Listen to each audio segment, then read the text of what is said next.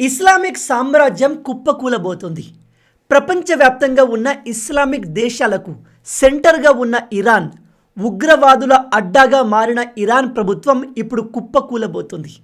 Present ఆ దేశాన్ని Islamic లీడర్లు, క్లరిక్లు, ముల్లాలు రూల్ చేస్తున్నారు. అంటే ఇరాన్ని డెమోక్రసీ కాదు, ఇస్లాం మతం రూల్ చేస్తుంది. ఈ దేశంలో ఉన్న 99% ప్రజలు ముస్లింలే. ఇప్పుడు ఆ ప్రజలే వాళ్ళ దేశానికి అగెన్స్ట్గా, వాళ్ళ లీడర్కి అగెన్స్ట్గా భారీగా ప్రొటెస్ట్ చేస్తున్నారు. ఇప్పటి వరకు ఈ ప్రొటెస్ట్లో 200 కన్నా ఎక్కువ మందిని అక్కడి గవర్నమెంట్ కాల్చి చంపేసింది. ఇది చూసి ట్రంప్ రాబోయే 1-2 రోజుల్లోనే ఇరాన్ పైన ఒక అతిపెద్ద దాడి జరగబోతుంది అని ప్రకటించాడు. ఒకవేళ ఇరాన్కి అమెరికాకు యుద్ధం స్టార్ట్ అయితే అది ఈ 2 దేశాలతో ఆగదు. అమెరికాకు సపోర్ట్గా ఇజ్రాయెల్ రంగంలోకి దిగుతుంది. ఇరాన్కి సపోర్ట్గా రష్యా అండ్ చైనాలో ఉన్నాయి. ఒక రకంగా ఇక్కడ 3వ ప్రపంచ యుద్ధం కూడా స్టార్ట్ అవ్వచ్చు. అసలు ఇరాన్లో ఏం జరుగుతుంది? ప్రజలు ఇస్లాం మతం పట్ల, ఇస్లాం లీడర్ల పట్ల ఎందుకు కోపంగా ఉన్నారు? ఇంత భారీ ఎత్తున ప్రజలు ప్రభుత్వంపై తిరగబడ్డానికి కారణాలేంటి? ఈ వీడియోలో మనం ఈ విషయాల్ని డీటెయిల్గా తెలుసుకుందాం. ఇలాంటి ఇంపార్టెంట్ కాన్సెప్ట్తో మన ఛానల్లో వీడియోస్ రెగ్యులర్గా వస్తుంటాయి. డైలీ ప్రపంచవ్యాప్తంగా ఏం జరుగుతుంది అనే విషయాలు మీరు తెలుసుకోవాలి అనుకుంటే వెంటనే మన ఛానల్ని సబ్స్క్రైబ్ చేసుకోండి. ఇక టాపిక్లోకి వెళ్దాం. 1960 సమయంలో ఇరాన్ ఒక మోడర్న్ కంట్రీ లాగా ఉండేది. మహిళలకు ఫుల్ ఫ్రీడమ్ ఉండేది.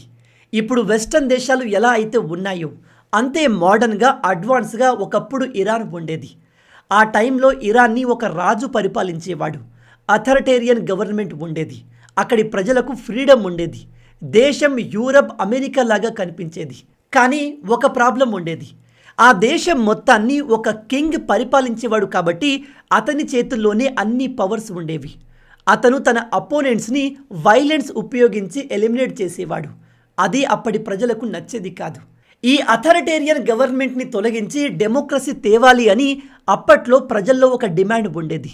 సరిగ్గా ఆ డిమాండ్ని అడ్వాంటేజ్గా తీసుకొని ఇరాన్లో ఉన్న ఇస్లామిక్ రాడికల్స్, ప్రపంచం మొత్తం ఇస్లాంలోకి కన్వర్ట్ అవ్వాలి అని ఆలోచన కలిగిన కొంతమంది రాడికల్స్ ప్రజల్ని రెచ్చగొట్టి అప్పటి రాజుకు అగెన్స్ట్గా భారీ ఎత్తున ఒక మూమెంట్ని, ప్రొటెస్ట్ని తీసుకువచ్చారు.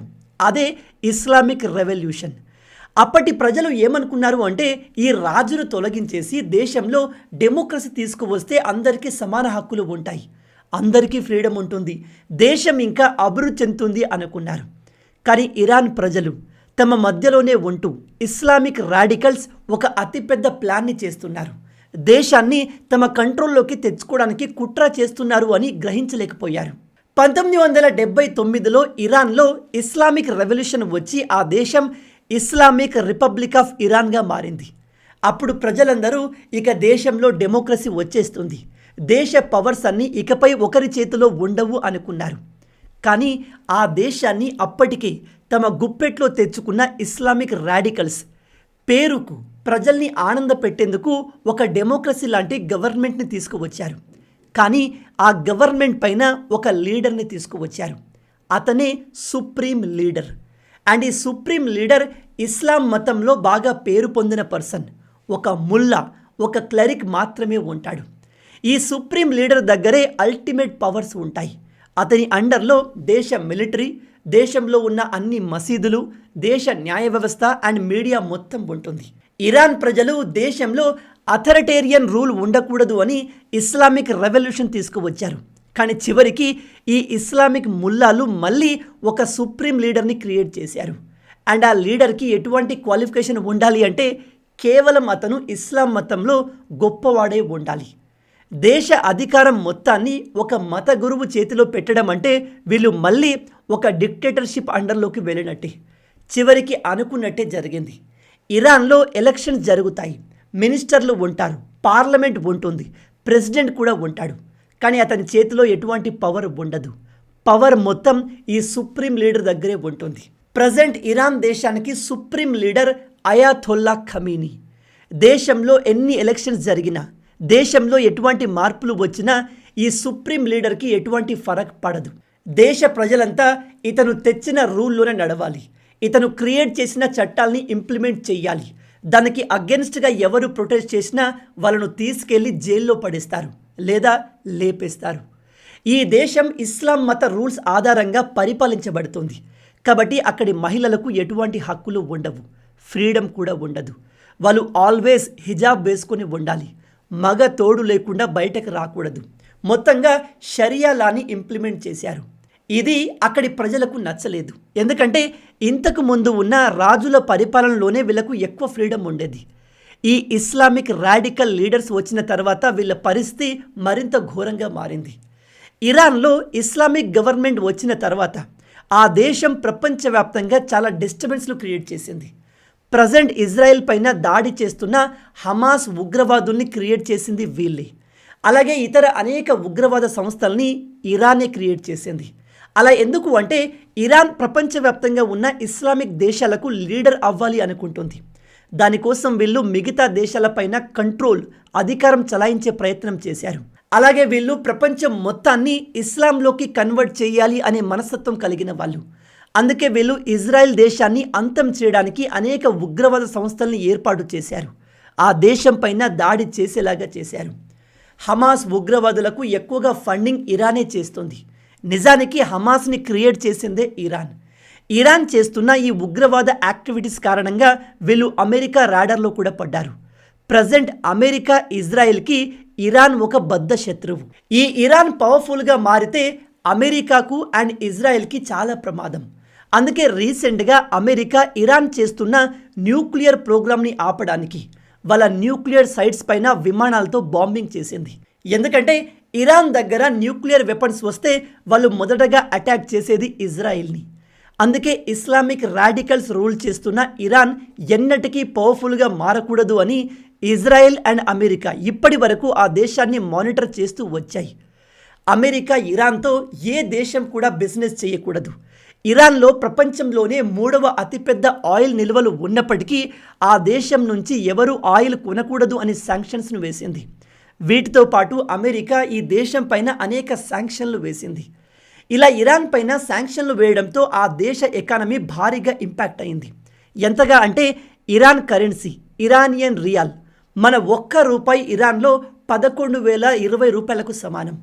అదే ఒక్క అమెరికన్ డాలర్ దాదాపు 14 లక్షలకు సమానం.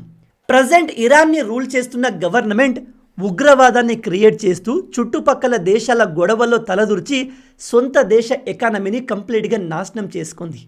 అక్కడి ప్రజలు గత 40 సంవత్సరాల నుంచి దీన్ని భరించుకుంటూ వస్తున్నారు. కానీ ఇప్పుడు పరిస్థితులు మరింత దారుణంగా మారాయి. ఎంత దారుణంగా అంటే మీరు నమ్మరు, ఇరాన్లో ఇప్పుడు కేజీ టమాటా ధర 34,000, పొటాటో ధర 30,000, కేజీ ఉల్లిగడ్డ ధర 15,000, ఒక గుడ్డు ధర 1,67,000. రేట్లు ఈ విధంగా ఉన్నప్పుడు, దేశంలో ఇన్ఫ్లేషన్ 40 నుంచి 50% ఉన్నప్పుడు అక్కడి ప్రజలు బతకడం కష్టంగా మారుతుంది. వ్యాపారస్తులకు బిజినెస్ చేయడం అతి కష్టంగా మారింది. దాంతో ఇప్పుడు దేశంలో ఉన్న ప్రజలందరూ ఆడ మగ చిన్న పెద్ద అనే తేడా లేకుండా అందరూ అక్కడి రాడికల్ ఇస్లామిక్ గవర్నమెంట్ పైన పోరాటం చేస్తున్నారు. 2022లో ఒక ఇన్సిడెంట్ జరిగింది. ఇక్కడ కనిపిస్తున్న ఈ అమ్మాయిని చూడండి. ఈమె పేరు మాషా అమీనీ. ఈమె హిజాబ్ సరిగా వేసుకోలేదు అనే కారణంతో అక్కడి మోరల్ పోలీసులు ఈమెను అరెస్ట్ చేశారు. అరెస్ట్ చేసి ఈమెను ఎంత దారుణంగా కొట్టారు అంటే ఆమె తలకు తగిలిన గాయంతో బ్రెయిన్లో బ్లడ్ క్లాట్ అయి చివరికి చనిపోయింది. హిజాబ్ సరిగా వేసుకోలేదు అనే కారణంతో అక్కడి పోలీసులు ఒక అమ్మాయిని చంపేశారు. ఇది ఆ దేశంలో ఉన్న మహిళలకు విపరీతమైన కోపాన్ని కలిగించింది. దాంతో అప్పుడే వేల మంది మహిళలు, మేము ఇస్లాం రూల్స్ని ఫాలో కాము, మాకు ఇస్లాం అవసరం లేదు, మా పైన అధికారం చలాయించడానికి, మేము ఎలా ఉండాలి, ఏం చేయాలో చెప్పడానికి మీరు ఎవరు అంటూ వేల మంది రోడ్లపైకి వచ్చి ప్రొటెస్ట్ చేశారు. కానీ ఆ దేశం మొత్తం ఇస్లామిక్ రాడికల్ లీడర్ల అండర్లో ఉంది కాబట్టి ఆ ప్రొటెస్ట్ని చివరికి గవర్నమెంట్ తొక్కేసింది. ప్రొటెస్ట్ చేసిన వందల మంది మహిళల్ని ఎవరికి తెలియకుండా ఎలిమినేట్ చేసేశారు. ఆ సమయంలో ఎక్కువగా మహిళలే ప్రొటెస్ట్ చేశారు, మిగతా వాళ్ళు అందులో ఇన్వాల్వ్ కాలేదు. కానీ ఈసారి ఒకవైపు మహిళల హక్కులు, మరోవైపు ప్రజల ఫ్రీడమ్ అండ్ దేశ ఎకానమీ ఇప్పుడు సర్వనాశనం అయిపోయింది. కేజీ టమాటా ధర 34,000 అంటే ఆ దేశ ఎకానమీ ఎంత వరస్ట్ కండిషన్లో ఉందో మీరు అర్థం చేసుకోవచ్చు. దాంతో ప్రజలంతా ఇప్పుడు రోడ్డు మీదకి రావడం మొదలుపెట్టారు. దేశవ్యాప్తంగా దాదాపు 200 సిటీస్లో లక్షల సంఖ్యలో ప్రజలు రోడ్డు మీదకి వచ్చి ఈ రాడికల్ ఇస్లామిక్ ప్రభుత్వాన్ని తొలగించేందుకు చూస్తున్నారు. లక్షల మంది రోడ్డు మీదకి వస్తే ఏ గవర్నమెంట్ అయినా కూలిపోతుంది. కానీ అక్కడ ఉన్నది రాడికల్ ఇస్లామిక్ గవర్నమెంట్ కాబట్టి ఈ కమీనీగాడు డైరెక్ట్గా ప్రజల్ని దాడి చేయండి, ప్రొటెస్ట్ చేస్తున్న వాళ్ళను చంపేయండి అంటూ పోలీసులకు మిలిటరీకి ఆదేశాలు ఇచ్చాడు. ఇప్పటి వరకు అక్కడి పోలీసుల చేతిలో 200 కన్నా ఎక్కువ మంది ప్రొటెస్టర్లు చనిపోయినట్టుగా తెలుస్తుంది. ఈ సంఖ్య ఇంకా ఎక్కువ, వేలలో కూడా ఉండొచ్చు. ఎందుకంటే ప్రజెంట్ ఆ దేశంలో ఏం జరుగుతుందో బయట తెలియనియకుండా ఇంటర్నెట్ని కంప్లీట్గా షట్ డౌన్ చేశారు. ఈవెన్ ఫోన్స్లో మెసేజెస్, కాల్స్ రాకుండా అన్ని సర్వీసులు ఆపేశారు. ఆ దేశంలో జరుగుతున్న ఏ విషయం కూడా ఫోటో, వీడియో రూపంలో బయటకి రాకుండా అక్కడి గవర్నమెంట్ చేస్తుంది. 200 మంది ప్రొటెస్టర్లను ఈ కమీనీ గవర్నమెంట్ నిర్దాక్షిణ్యంగా చంపేసింది అని తెలిసి అమెరికా ప్రెసిడెంట్ ట్రంప్ రియాక్ట్ అయ్యాడు. ఇతను చెప్పింది ఏమిటంటే, మీరు ప్రజలపైన దాడి చేస్తే గ్యారెంటీగా చెప్తున్నాను, రాబోయే 1-2 రోజుల్లోనే మీ దేశం పైన మేమే స్వయంగా దాడి చేస్తాము అన్నాడు. ఇది ట్రంప్ చేసిన ఉత్త బెదిరింపు కాదు. నిజంగానే అమెరికా ఇరాన్ పైన దాడి చేసే అవకాశాలు ఎక్కువగా ఉన్నాయి. ఎందుకంటే ఒకటి, ఇరాన్ ఎప్పటి నుంచో అమెరికాకు థ్రెట్. వీళ్ళు ఇజ్రాయెల్పై దాడి చేయడానికి ఉగ్రవాదుల్ని తయారు చేస్తారు. ఉగ్రవాదం అమెరికాలో కూడా స్ప్రెడ్ అయ్యేలాగా ఈ ఇరాన్ చేసింది. అండ్ ఇప్పుడు ఇజ్రాయెల్ కూడా అమెరికాకు ఫుల్ సపోర్ట్ ఇస్తుంది. ఆల్రెడీ అమెరికాకు చెందిన యుద్ధ విమానాలు ఇరాన్ చుట్టూ యుద్ధానికి సిద్ధమవుతున్నట్టుగా రిపోర్ట్లు వస్తున్నాయి. ఒకవేళ ఈ యుద్ధం స్టార్ట్ అయితే అది ఇప్పటి వరకు మనం చూసిన యుద్ధాల్లో అతి పెద్దది కాబోతుంది. ఇది రష్యా యుక్రెయిన్ యుద్ధం కంటే చాలా పెద్దది కాబోతుంది. ఎందుకంటే అమెరికా యుద్ధంలో ఇన్వాల్వ్ అయింది అంటే అది భారీ ఎత్తున జరుగుతుంది. అండ్ అమెరికాకు ఇజ్రాయెల్ కూడా తోడవుతుంది అంటే ఇక ఇరాన్ పరిస్థితి ఏమవుతుందో మీరే ఆలోచించండి. అయితే ఈ ఇరాన్ కూడా చిన్న దేశమేమీ కాదు. వీళ్ళు చివరికి ఓడిపోతారు కావచ్చు, కానీ ఖచ్చితంగా గట్టి పోటీని ఇస్తారు. అండ్ ప్రజెంట్ ఇరాన్కి సపోర్ట్గా రష్యా అండ్ చైనాలు ఉన్నాయి. మరి యుద్ధం స్టార్ట్ అయితే ఈ దేశాలు కూడా ఈ యుద్ధంలో ఇన్వాల్వ్ అవుతాయా లేదా అనేది కన్ఫర్మ్గా తెలియదు. ఒకవేళ ఈ దేశాలు కూడా ఇన్వాల్వ్ అయితే అది ఖచ్చితంగా 3వ ప్రపంచ యుద్ధానికి దారితీస్తుంది. బహుశా ఈ విషయం ట్రంప్కు ముందే తెలుసు అనిపిస్తుంది. ఎందుకంటే ఎప్పుడూ లేని విధంగా అమెరికాకు చెందిన doomsday plane Boeing E-4B American air బేస్లో ల్యాండ్ అవ్వడం రీసెంట్గా కనిపించింది. ఇది ఎందుకు స్పెషల్ అంటే ఈ విమానం గాల్లో ఎగురుతున్న వైట్ హౌస్ లాంటిది. భూమిపైన ఏదైనా అతిపెద్ద యుద్ధం జరిగినప్పుడు, అణుయుద్ధం జరిగినప్పుడు ఈ విమానంలో అమెరికా ప్రెసిడెంట్ సేఫ్గా తప్పించుకొని ఆకాశం నుంచే అన్ని రకాల ఆపరేషన్లు చేయవచ్చు. అక్కడి నుంచి అమెరికన్ మిలిటరీకి ఆర్డర్స్ ఇవ్వచ్చు, ఎయిర్ ఫోర్స్తో కాంటాక్ట్ అవ్వచ్చు, దేశానికి కూడా ఆర్డర్లు ఇవ్వచ్చు. భూమిపైన పరిస్థితులు ఎలా ఉన్నా ఇది కంటిన్యూగా ఆకాశంలో కొన్ని రోజుల వరకు ఉంటూ అమెరికా ప్రెసిడెంట్ని కాపాడగలదు. ఒకవైపు అమెరికా తమ యుద్ధ విమానాల్ని ఇరాన్ చుట్టూ డిప్లాయ్ చేస్తుంది. ఇజ్రాయిల్ యుద్ధానికి సిద్ధమవుతున్నట్టుగా సంకేతాలు ఇస్తుంది. ఇరాన్లో ప్రజలు అక్కడి ప్రభుత్వానికి అగెన్స్ట్గా భారీ ప్రొటెస్టులు చేస్తున్నారు. ట్రంప్ ఏమో రాబోయే 2-3 రోజుల్లోనే దాడి చేస్తాను అని చెప్తున్నాడు. వీటన్నిటిని చూస్తుంటే నిజంగానే ఒక అతిపెద్ద యుద్ధం రాబోతుంది అనిపిస్తుంది. ఇరాన్లో ఉన్న రాడికల్ ఇస్లామిక్ ప్రభుత్వం కుప్పకూలితే ప్రపంచవ్యాప్తంగా ఉన్న ఇస్లామిక్ దేశాల్లో భయం మొదలవుతుంది. ఎందుకంటే UAE అండ్ కొన్ని అరబ్ దేశాలు మినహాయిస్తే మిగతా ఇస్లామిక్ దేశాల్లో మహిళలకు ఎక్కువగా ఫ్రీడమ్ ఉండదు. ఒకసారి ఇరాన్ కుప్పకూలితే మిగతా అన్ని దేశాల్లో కూడా ఇస్లాంకి ఉన్న పట్టు తగ్గిపోతుంది. ఒక రకంగా ఇస్లాం మతం డామినేషన్ పడిపోతుంది. Present America, Israel and Europe దేశాలకు కావాల్సింది కూడా అదే. వాళ్ళు దీన్ని ఖచ్చితంగా చేస్తారు అనిపిస్తుంది. ఇరాన్లో యుద్ధం స్టార్ట్ అయితే మన ఇండియా పైన ఏదైనా ఎఫెక్ట్ ఉంటుందా అంటే ఎస్. మనం ఇరాన్లో ఉన్న చాబహార్ పోర్ట్ని డెవలప్ చేయడానికి వేల కోట్ల రూపాయలు ఇన్వెస్ట్ చేశాము. ఆ పోర్టు ద్వారా మనం సెంట్రల్ ఏషియా దేశాలతో ఈజీగా బిజినెస్ ట్రేడ్ చేయొచ్చు అనుకున్నాము. కానీ ప్రజెంట్ పరిస్థితులు చూస్తుంటే అది ఇప్పట్లో జరిగేలా కనిపించట్లేదు. అలాగే ఇరాన్లో ఉన్న రాడికల్ ఇస్లామిక్ ప్రభుత్వం కూలితే పాకిస్తాన్ అండ్ బంగ్లాదేశ్లో కూడా భయం మొదలవుతుంది. వాళ్ళు ఇప్పుడు చేస్తున్నంత ఎక్స్ట్రాలు ఫ్యూచర్లో చెయ్యకపోవచ్చు. అమెరికా, ఇజ్రాయెల్ కలిసి రాడికల్ ఇరాన్ పైన యుద్ధం చేసి అక్కడి గవర్నమెంట్ని పడగొట్టినప్పుడు మనం ఎందుకు అలా చేయకూడదు?